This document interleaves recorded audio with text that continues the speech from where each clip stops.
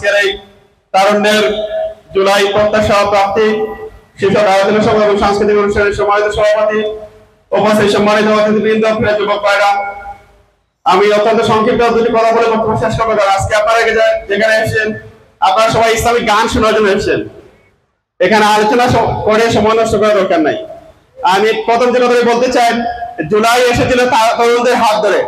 এদেশের তরুণদের জায়গায় উঠছিল জুলুমের বিরুদ্ধে, এদেশের তরুণদের জায়গায় উঠছিল জালিমের বিরুদ্ধে, অন্যায় অবিচারের বিরুদ্ধে, ঘুষ দুর্নীতির বিরুদ্ধে, গুম খুনের বিরুদ্ধে, অনৈতিকতার বিরুদ্ধে, বিচারহীনতার বিরুদ্ধে।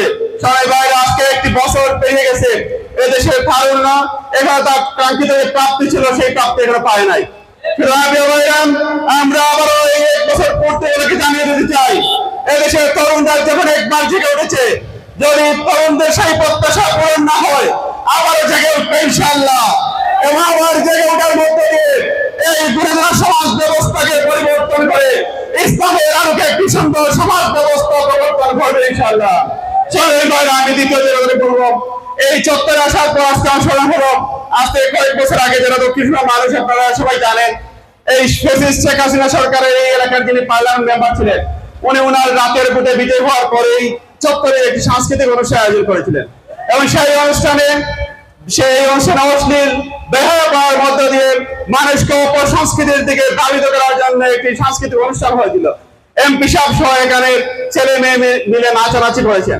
প্রিয় ভাইরা, আজকে কয়েক বছরের ব্যবধানে উনি সহ সেই অনুষ্ঠানে যে এমপি সাহেব ছিলেন, সেই শ্রোতা ছিলেন, যারা গায়ক গায়িকা ছিলেন, কেউ আর দেশে নাই। সবাইকে দেশ ছেড়ে পালাতে হয়েছে। এটা তো হয় ইসলামের পক্ষে কথা বলার জন্য মানুষ এই এলাকায় ছিল। সবাই ইসলামের পক্ষে কথা বলার মানুষ ছিল। আগামী দিনে ইনশাআল্লাহ ইসলামের পক্ষে কথা বলার মানুষ এই অঞ্চলে থাকবে। সবাই ভাইরা, সুতরাং ইসলাম এদেশে আগেও ছিল, এখনো আছে। ইসলাম প্রতিষ্ঠার পূর্ব পর্যন্ত এদেশের তারুণ্য স্তম্ভিত হবে ইনশাআল্লাহ। সবাই ভাইরা, আসুন আজকের এই সুন্দর ইসলাম অনুষ্ঠানের মধ্য দিয়ে তরুণদেরকে আমি আহ্বান জানাবো, আমরা আমাদের তারুণ্য দীপ্ত সেই জোশকে আমরা জেগে উঠে এই সমাজ ব্যবস্থাকে পরিবর্তন করে ইসলামের আলোকে একটি সুন্দর সমাজ ব্যবস্থা মানুষকে উপহার দেয়। সেই প্রত্যাশা ব্যক্ত করে সবাইকে আন্তরিক মোবারকবাদ জানাই।